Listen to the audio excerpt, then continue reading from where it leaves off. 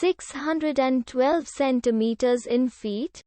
First of all, we need to know the value of 1 centimeter in feet. It's always 1 centimeter equals 0.03280839895 feet.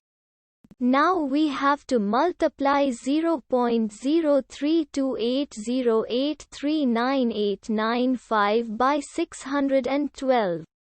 Therefore, 612 centimeters times 0.03280839895 feet equals 20.0787401574 feet.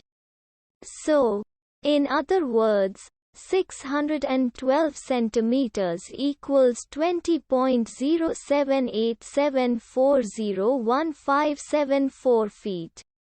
We hope you have enjoyed this video. Please like and subscribe to our channel for more videos like this.